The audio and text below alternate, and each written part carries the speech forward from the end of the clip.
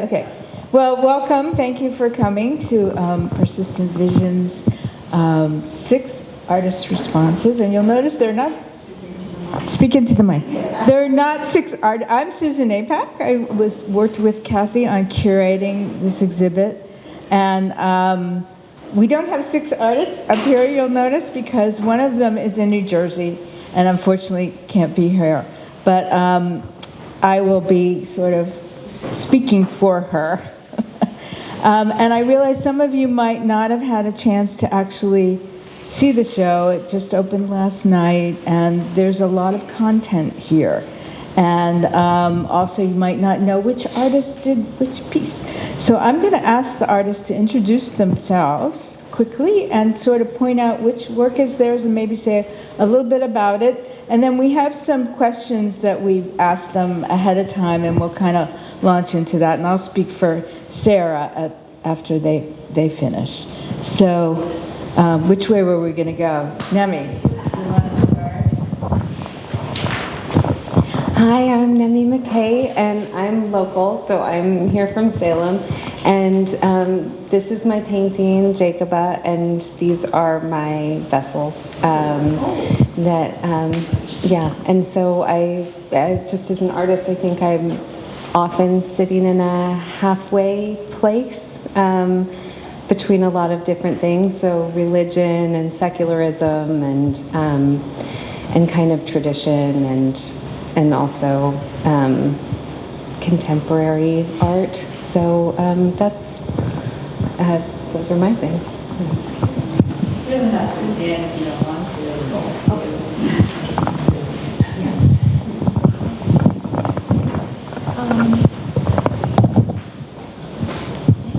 So hello, I'm TATIANA GARMENDIA, and I have done this gold piece here and this piece here, and actually a couple of films and this projection, and all of these pieces are based on the myth of Apollo and Daphne. So they're about rape culture. As an artist, I'm really interested in mythology, the stories that we tell each other and whisper to ourselves. And all of these stories that I brought to Salem really originated for me in Cuba, which is where I was born. And I'm going to do something for you today. I am going to tell you stories that are based in data, in hard statistics. And this is a 9-second timer. And every 9 seconds, in the US, a woman is beaten or sexually assaulted.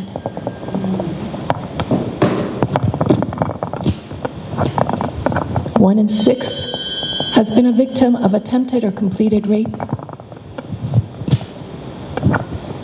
Less than 6% of reported rapes result in arrest. Less than 6%.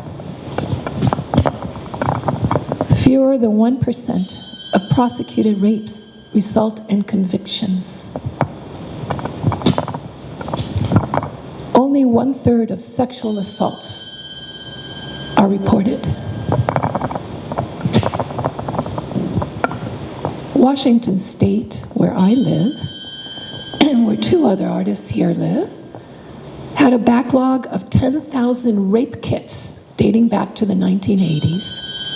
That was finally cleared in late October of 2023. The youngest victim was 3 years old. More than 2,100 DNA matches link suspects to multiple rapes. Since then, 21 cases have been solved with 20 convictions. Among them, Harold Carpenter, linked to a 1979 murder, and then a rape in 1994. That was in one of those neglected kits. Childhood survivors of rape and sexual molestation are 2 to 5 times more likely to be re-victimized before adulthood. A US study found that if you're raped before 18 years old, you're 2 times more likely to be raped again as an adult.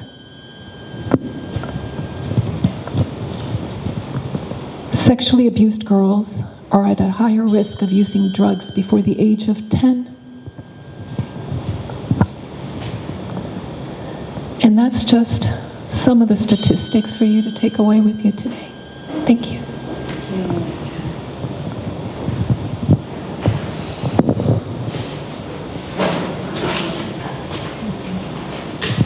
Thank you. My name's JITE AGBRO. I am an artist from Seattle, and I make work about what we do to protect ourselves in society, the circumstances that we live in, and how that protection is worn by us and weaves us into society, but also stifles us in some ways, and often can encourage us to accept things that maybe we would not accept under different circumstances. And Jite's work is It's the large printed tapestry textile. Good morning. My name is Ruth Ross. I have the work you're seeing here of mine spans about 12 years, and it starts with some very personal. All of my work starts with extremely personal references, which I will be happy to explain to you at any point in the near future. And Ruth's work is the aprons, the paintings, and the bras. Hi, I'm Mary COSS, and I'm from Seattle also. I'm sitting next to my obelisk. Uh-oh. Mic down.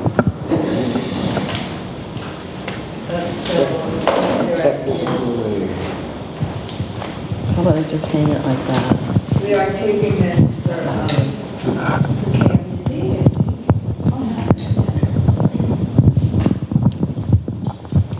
Gotta do it. Thank you.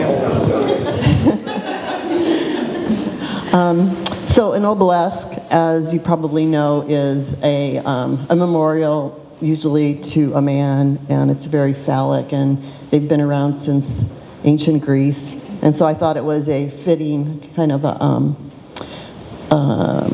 iconography to use for this work, which is a tribute to 26,313 rapes that occurred in Texas after the abortion ban. Again, those are just the recorded ones. It's an AMA statistic that I found, that I came across, that I just had a hard time wrapping my mind around. So these are medical books that all the information's here, but we can't access it because these individuals don't have access to abortion in Texas. I have my bronze hats. My grandmother was a milliner, to lighten things up a little here. And they're very fragile looking, but I see them as showing her resilience. They're actually cast bronze, so they're pretty indestructible, even though they look very fragile. And I also have a neon piece that's down in the hallway. As you came up, you probably saw. She asked for it. So. And Sarah Petruziello's work is in the little room back there. It's two amazingly crafted and beautifully expressed pencil drawings that are very, very personal, but I believe they touch us in a really universal way. And so I'm going to launch into the first question that we kind of prepared the artists with, and the first one is about identity. And acute attention to identity in politics and art has been an overriding influence in our time, and in the art world as well. What aspects of identity manifest in your work consciously or unconsciously? And I will read Sarah's response, and then we'll kind of go the same way. Sarah says, I consciously create art that expresses the world through the lens of a white cisgender female in this country, because I feel it is my place to stay in my lane, so to speak. I know that my experiences as a woman impact every aspect of my artwork. It is just my perspective, so that is hard to avoid. And as I have aged, that identity has changed from those of a confrontational young woman to a concerned mother, and currently I seem to be in my existential phase.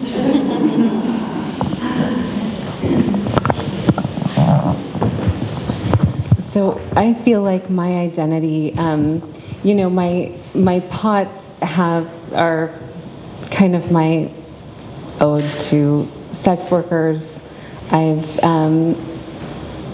experienced a lot of being around sex workers who have just been beautiful, wonderful people.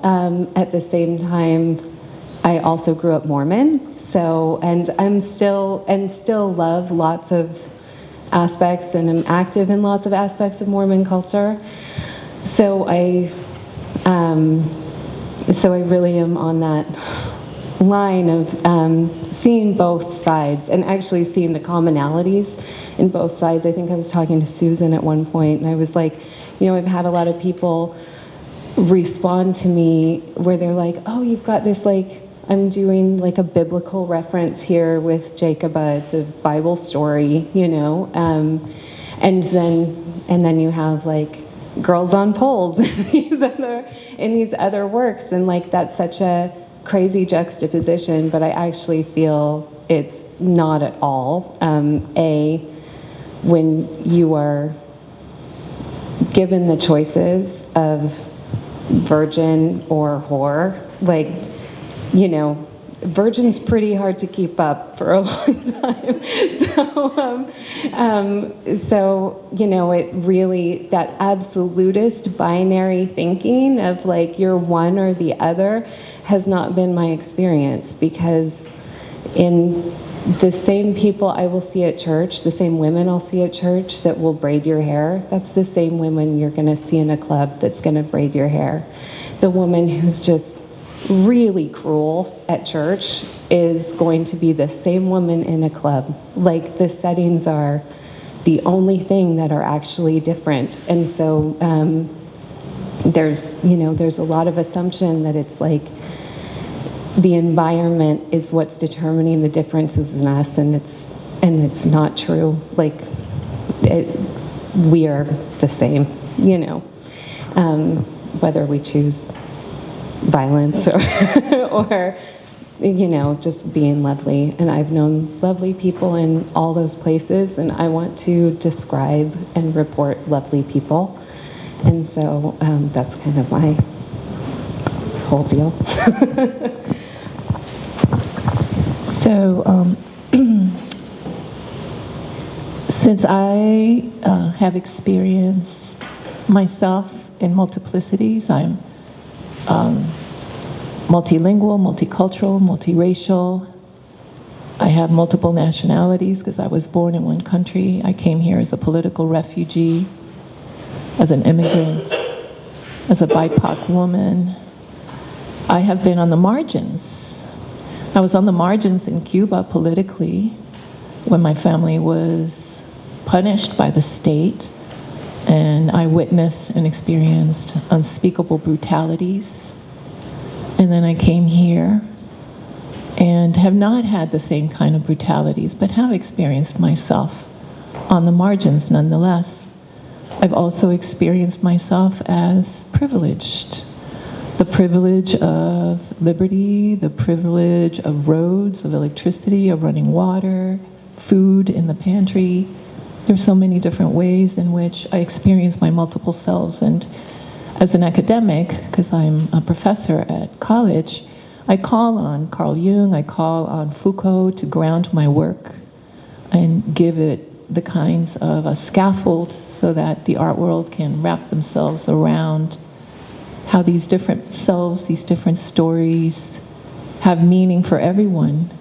So archetypes are universal, and they may manifest in different guises, depending on where you're from, but there's still the basic structure that we all share as humans. And I think that because of my experience as an outsider, both in my home country and in my new country that I call home, I gravitate towards archetypes, because that's a territory that's pretty much ignored by hegemonic society, by the art world as well.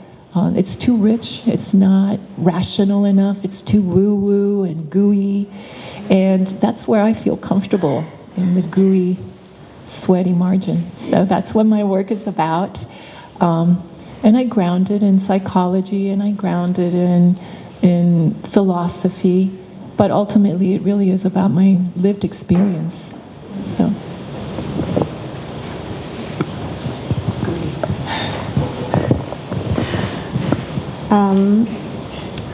So I, again, make work about protection.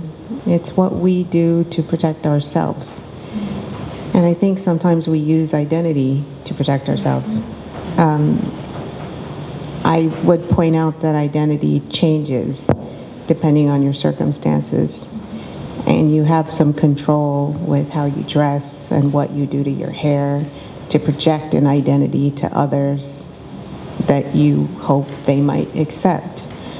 So, you know, the chameleon nature of identity is in my work, but the work itself focuses more on the greater society and the greater circumstances that make you want to be projecting that identity in the first place. So, I think that's all I got to say.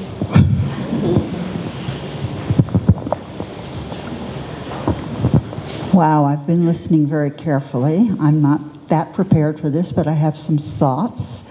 My career was in graphic design. I was an art director for Random House for 25 years. And so I thought in symbols all the time. Everything was about symbols. And of course, the commercial world of marketing, you have a very limited vocabulary of symbols you could use. So I loved in my personal work to push through that. And I didn't really focus on my personal work until after I retired and moved to Portland 25 years ago. And there I was, just tootling along, making things, happy as could be, so happy. And then I was starting on a body of work I called Invisible, which was going to reference my sense of invisibility as a woman of a certain age. And my troubles with my poor arthritic feet, blah, blah, blah. Instead, what happened during that period was I was diagnosed with breast cancer. And it became a whole different struggle and a whole different story. I was able to paint through it and find a way to represent what I was going through. When that was all thankfully successfully completed, I decided to do a body of work about what it felt like to be a person going through this system, this chemo, radiation / burn, whatever. And I found this doll for 50 cents in a sale, in a street sale. And that doll became, that poor doll, I put it through so much torture just to displace and express some of my own feelings. And so hence we end up with the doll as a pietà. And after that, I started to be very less shy about going straight to my own personal feelings about personal things. I was no longer going to be just a political person or a person with an idea of what feminism is, et cetera, et cetera. So the next body of work I ended up doing was called Female 75. And it was about old women's underwear. I did a whole body of work based on this and had a wonderful time. And I have to tell you that for me, humor is as much a part of what I make. I really need that.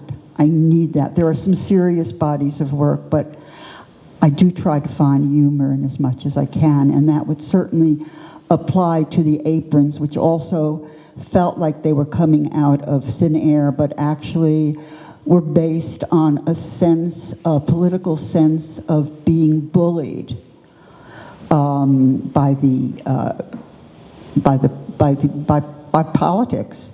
And I found that hand, and I printed it onto an aluminum plate litho, and I printed it on all kinds of fabric, and started to blend it in with the concept of the aprons. There you were, a female, and were you going to be bullied, and how those things tied into each other. I don't know if I came to any conclusions, but I had a wonderful time doing it.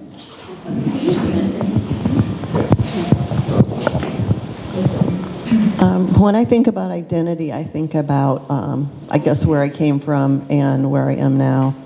And my earliest memories are my grandmother giving me these wonderful pastels to play with.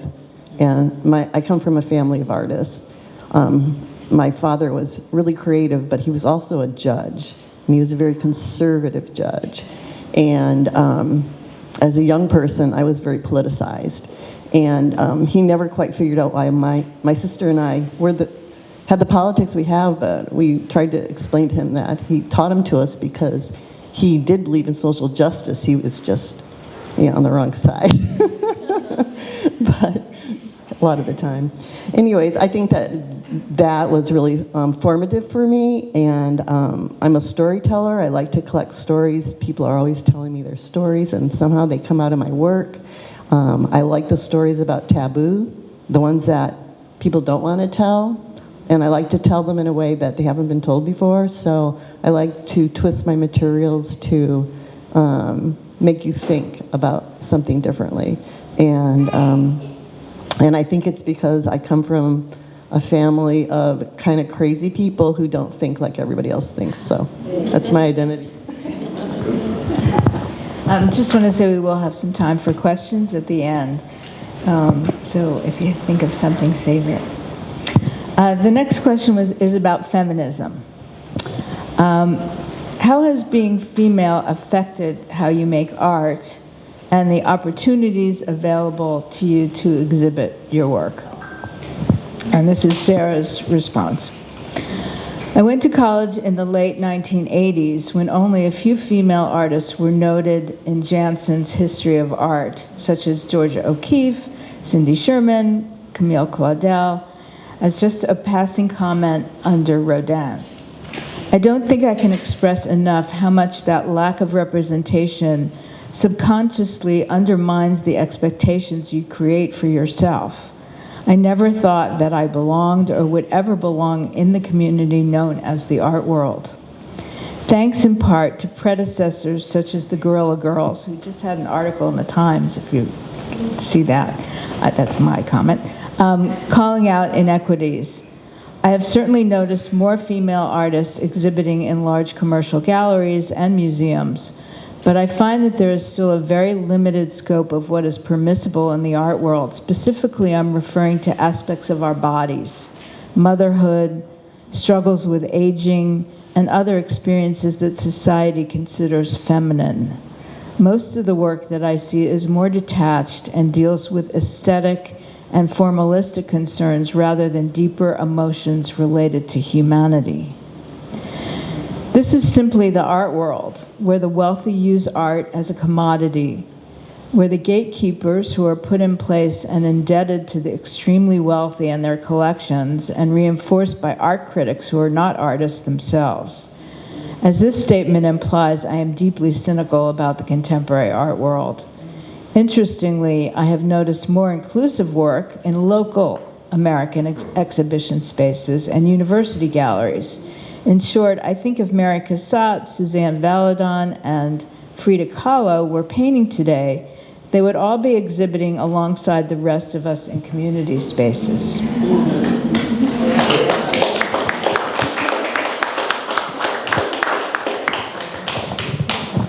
Dang, yeah, that's a good statement. For me, I feel like feminism, I mean, I think like all of us, you can only report what you know, I'm a woman.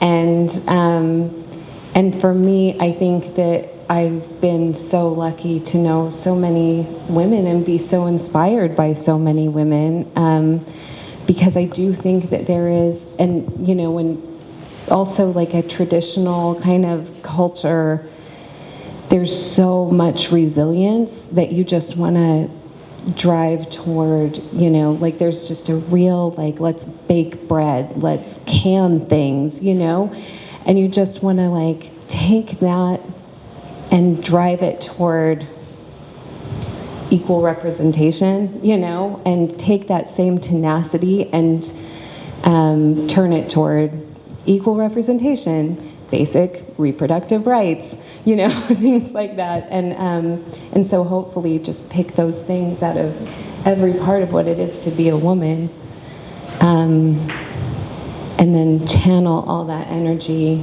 toward seeing ourselves, seeing each other, demanding to be seen. That's, for me, that's it. Yeah. Amen.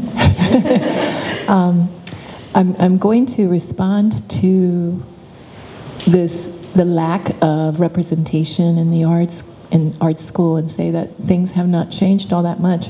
I know in Jansen's, I didn't write those numbers down. I wrote some others that I will share with you momentarily, but I think that at the last edition, there's 14 representations of rape in Jansen's, of which 11 are termed heroic rape,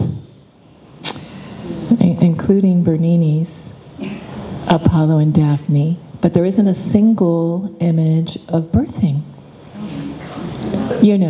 So when I ask my students, because I really don't give them the answers, because they're just going to rebel against that.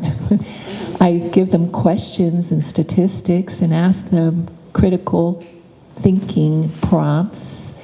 What the responses are, I hope that the next generation can reason for themselves that feminism is really humanism. It's intersectional. It's not just about gender, and it's about class and race and ethnicity and religious freedoms. They're all the margins. We're all pushed to the side by this one dominant narrative that has really made a mess of the world. But that's me being judgmental. I want to, I give them these kinds of statistics. So for us, all of us up here, we're women. And the 2022 Burns-Halpert report, and they studied over 20,000 collections in the country, in museums, and they found that only 11% of U.S. museum acquisitions are of female identifying artists. Only 2.2%, not even 2.2, not a full person there, are by Black American women. And guess what? They didn't even count the Latinas.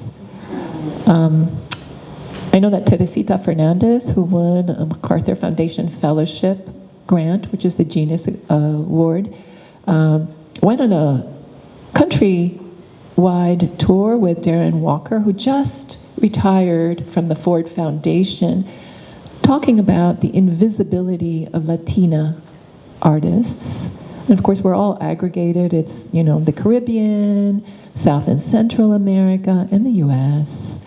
So we're all midged in there, and we don't even show up.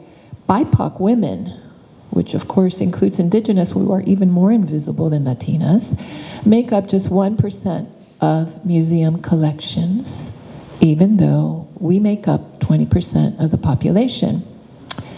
And here, this is one I find really interesting. Review of Financial Studies article from 2021 showed that computer-generated paintings, so it's a computer, they were allocated male names and female names and put up at auction. And those with female names received 47.6% valuation in the market than the male. So it's not that we suck, you know? It's not that it's a matter of quality. It's a matter of gendering the marketplace. So what I challenge myself with on a daily basis is to not fall into apathy, because these are daunting statistics. And, you know, you can feel that you're not getting traction. You're doing all the work, and you're not getting traction. So what do? I think you just have to look at it as it's a marathon. I look at the Guerrilla Girls who say, well, you're going to become famous in your 80s, so there's still hope. I'm working towards it. Maybe I can get one of those famous female artist t-shirts from Sola. So I just say that you just have to, it's like giving the structures that work so much to keep us out the big finger. Every time I put myself out there, and every rejection is like a badge of honor, and every success is a celebration. Every show like this where women's voices are centered is a unique gem that should be cherished. And I, for one, would love to see this show travel so that our voices that are so passionate, and thank God for some humor, Ruth, because the rest of us, we're so feeling that, you know, a little humor can really help the medicine go down like sugar, right? So that's my rambling. That's my rambling answer as to how feminism expresses itself in my art practice. It's what I feel every day and what we're all struggling with every day.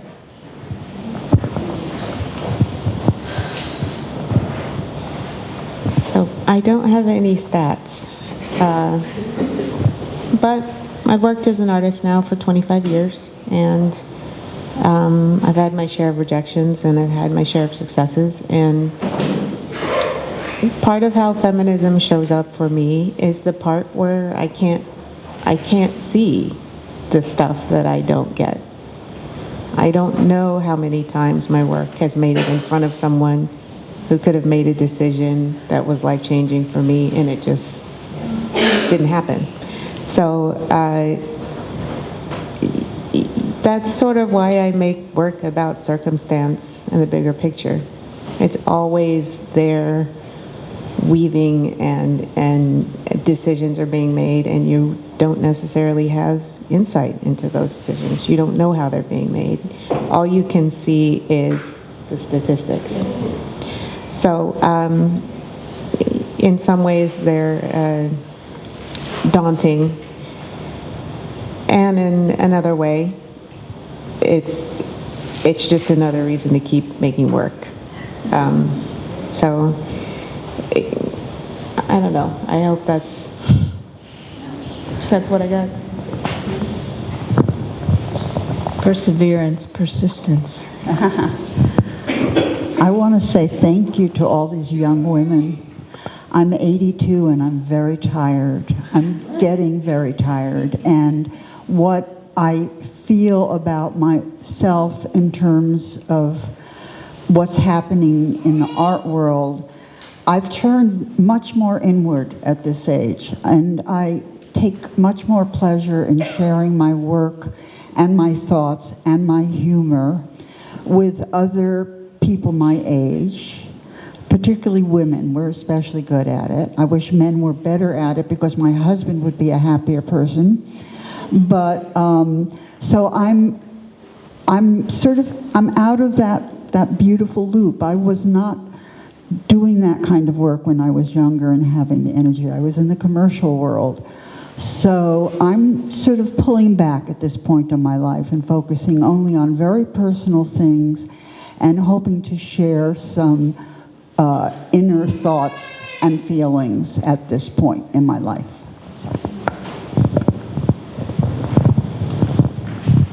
So I too am an older artist, and I've been showing my work for 50 years. And one of the beauties of this show is that we are diverse in terms of age here. But when I was in school, it was really, really rare that women could get in a gallery right out of college. Really rare. And over the years, I've shown a lot, but I've never, my work isn't commercial in a way, so I've never fit into the gallery system, and so I've bounced around in this other area. But what I've found over the years is that it hasn't changed much, which is kind of frightening. But also, what is interesting is I kind of feel that there is more female artists than male artists now. And I say that from a perspective of doing my own curating and looking through applications and being very active in the Seattle art world. And so it just seems like it has to be a matter of time, maybe. But I also think that there's been a shift that curators are more often female than male now too. And when I started out, it was a lot more male curators. So there's a shift, and so I don't know. Let's see what happens. I have hope. So the last question, and let's see, we're 11:40. Do you want to leave some room for questions? So we'll just kind of, this could actually, this question could branch out, so but we'll try to keep it kind of in, and then we could have open discussion about it. This is about politics. How do you see your work developing in this political climate? Sarah's response is, I do not see my work developing much differently now than it has been developing over the past 30 years. The ebb and flow of who oversees the government has not seemed to change the regression of women's rights, the attacks on science and education, income inequality, nor the toxic masculinity that roils under American society. I also grew up in Georgia through the 1970s and 80s, and racism has been ever present with little change as far as I can tell. My process of creating artwork is very slow, so I do not create the type of work that reacts directly to any politician or event, but I do create work that addresses anti-science, anti-female, and regressively conservative ideologies. Even my most seemingly benign work has political undertones that I can't seem to avoid.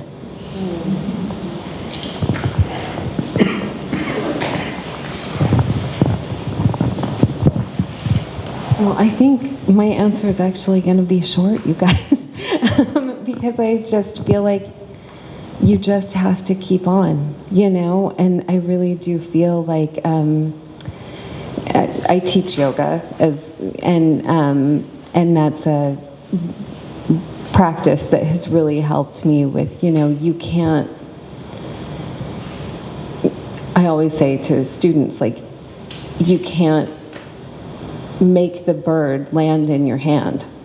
You can only come out every day with seeds in your hand. That's all you can do. And you cannot control. You just come out every day. And it's a daily practice. And it's a consistency practice that is refining yourself. You know, it really isn't about the external. It's about it's about refining yourself through consistency, and no matter what the pushback is, no matter what the exterior, you know, what's the word I'm looking, you know, content or whatever, you know, like that's pushing against you, that it just doesn't change your practice, because it is a consistency practice. And you know, F them, and I'll just keep making art, you know. Well, my work really does respond directly to the circumstances outside of me, but I don't create agitprop.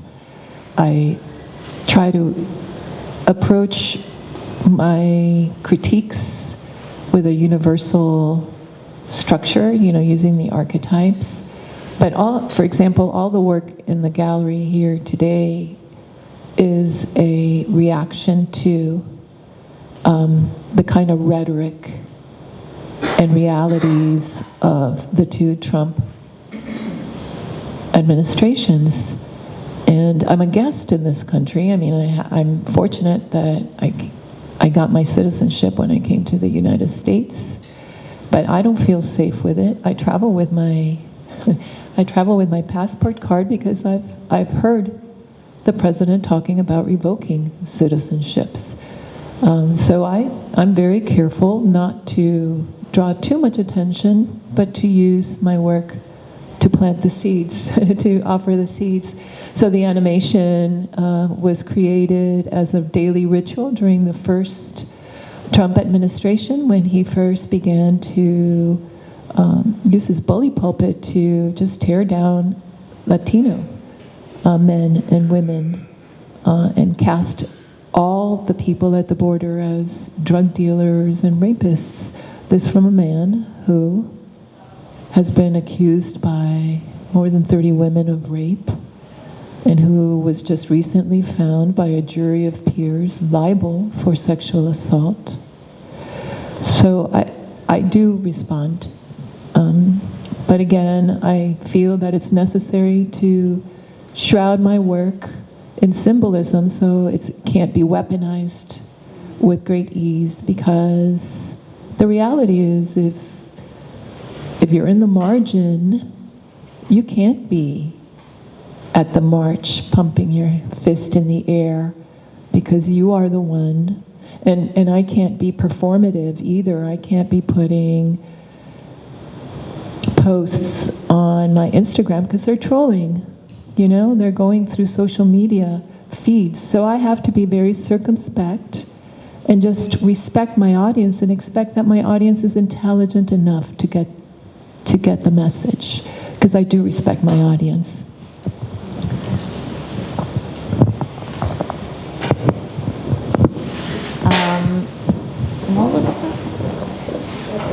What was the question again? It's about political. Yeah. So I don't think human beings can make artwork without it being political. It's political because a human made it. And in my very simplified understanding about politics, or the way that I explain it to myself, is politics is about who gets what. And when we think about who gets what, or when we try to interpret who is getting what, keeping our human feelings and resentment, an idea of scarcity, being afraid that we're not getting something is almost impossible. So the work is political, but as Tatiana mentioned, it's also shrouded in symbolism. I'd rather keep pointing to the circumstances, the society, the things that are driving us to have those feelings, and remind people that those things might not be real. Sometimes they are untrue, and they can still elicit those emotions, but we don't necessarily have to react.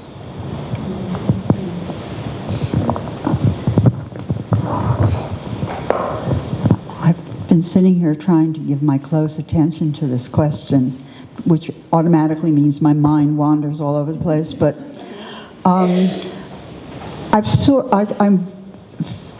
read the newspaper every day and weep. I'm in despair for what is happening in this country. However, all I want to do at this point is like send the extra bucks when I can to wherever I think it might be helpful. And on the inside and on a personal level, keep a very open, kind, and warm dialogue among the people that I know and where I live.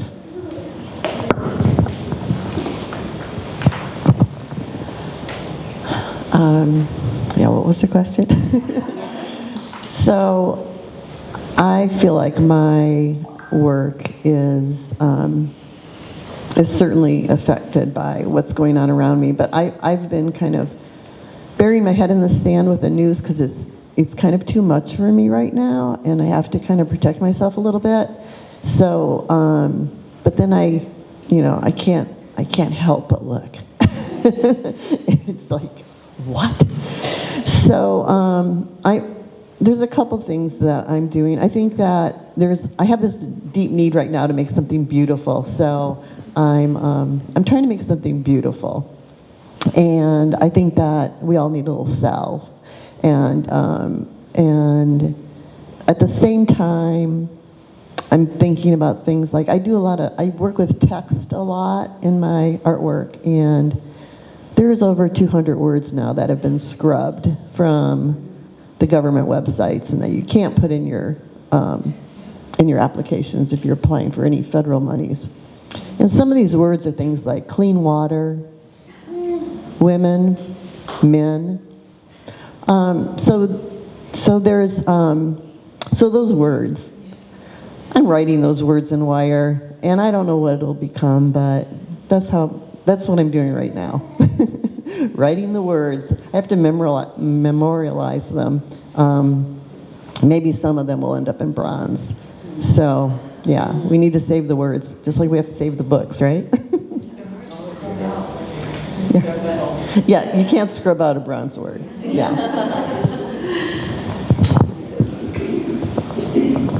Oh, wow. Thank you, guys.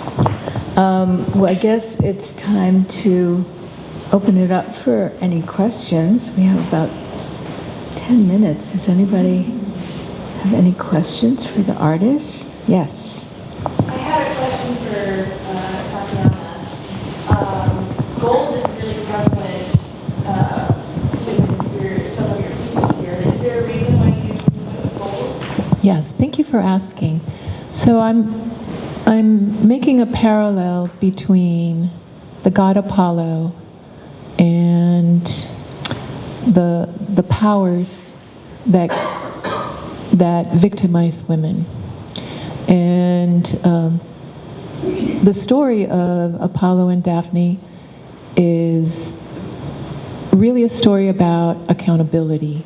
So Apollo is hit by Cupid's arrow, and he falls madly in love with Daphne, who doesn't return his favor. And so he chases her, she says no, he chases her, she says no.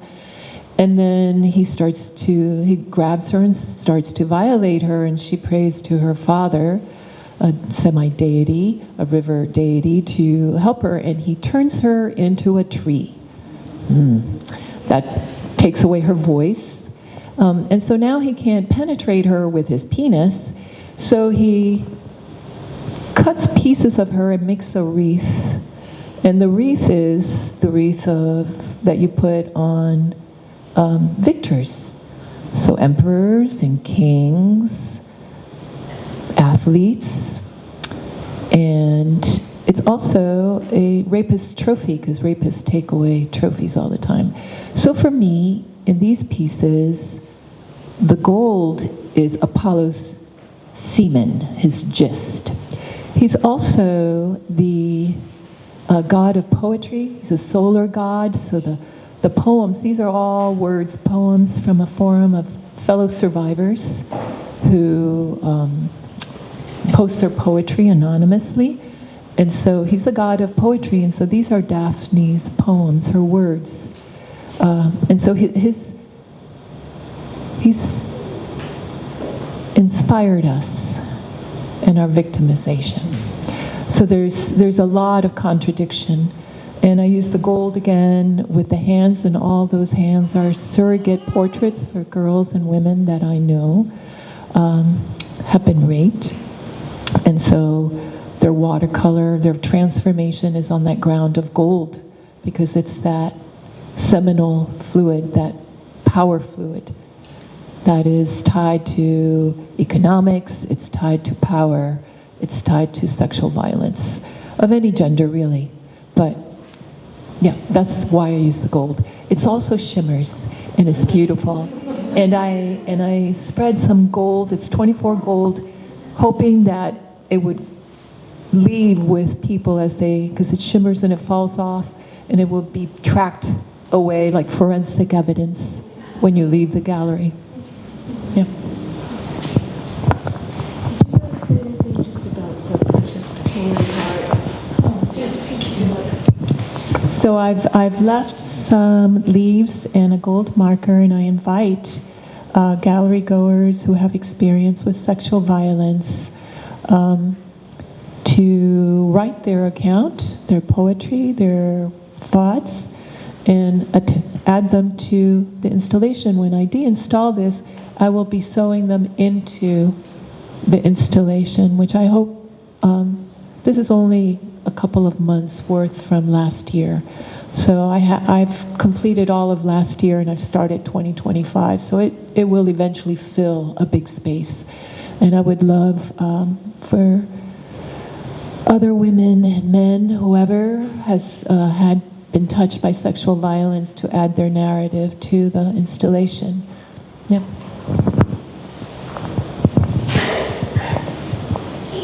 Are there questions? Yes. I have a question. I'm sorry, I forgot. I didn't hear your name. You were speaking. I'm sorry? JITE. I love your piece. I'm an indigo dyer, so of course I was drawn to the blueness, but particularly your statements about situations influencing our lives. And over the years, I'm also older, and I've had to live different places around the world, and especially my husband was working in China, and I lived there for almost 5 years, and I found myself in a situation where I had to become a certain kind of person in order to survive and keep my politics to myself. And this was during the time when Obama ran for president. There was just a lot of really horrible rhetoric and stuff.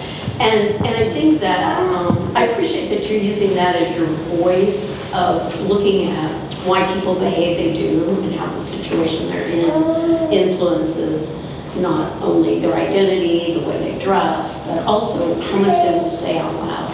And I think that then ties into our current political environment where we're finding it difficult sometimes to express ourselves. We don't know how the other person is thinking or feeling, and you might innocently say something that then turns into a confrontation. And so to all of you women, I truly appreciate that you have shared your voices, and also that you represent that strength that we as women need, that there are other women out there trying to do these things and to get the messages across that we are strong people, we do have rights, we make contributions. And as a textile artist, I'm particularly moved, again, by your piece because it has to do with fabric and the relationship that women have with over historical times with fabric and needles and art. And so this is an amazing display, and I just want to say thank you too.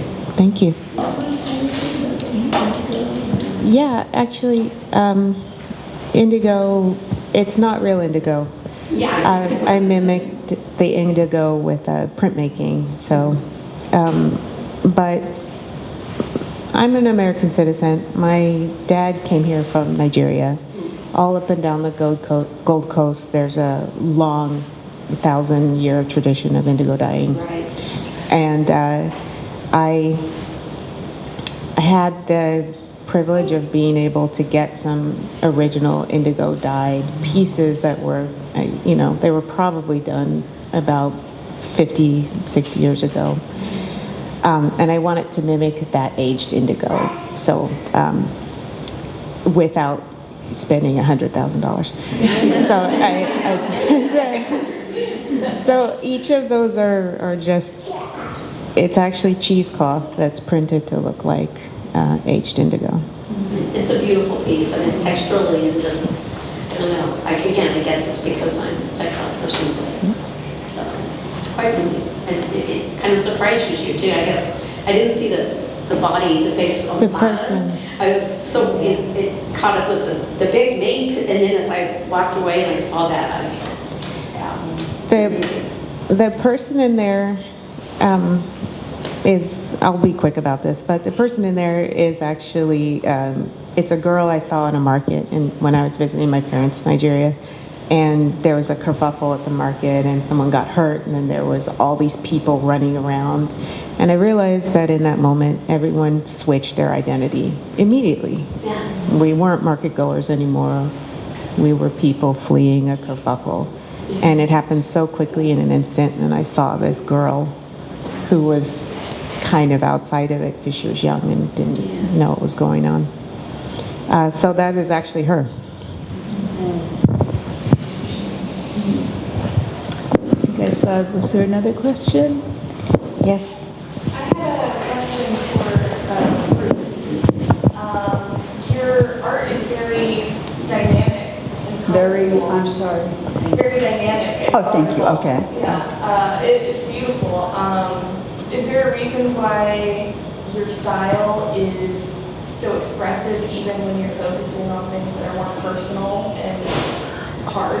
I can't imagine why not. I mean, if I have this opportunity in my life to express deep feelings and commitments and experiences, I could only do it emotionally and expressively, and I have always been a bad girl in terms of defying laws and rules, so it's great to be able to do this now. But remember, I'll remind you that for all those years I was in the book marketing business, which was very, very limited by, you could not express anything, and the less you expressed, the more books would sell.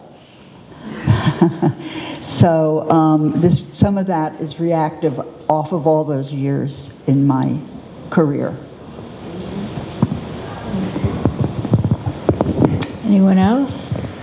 Oh, wow, I think we're just 2 minutes. So I will just take the 2 minutes to say, unravel this first. Thank you to all these wonderful women who participated in this exhibit. And to Kathy, who facilitated it all and came up with the idea and approached me to help out with it.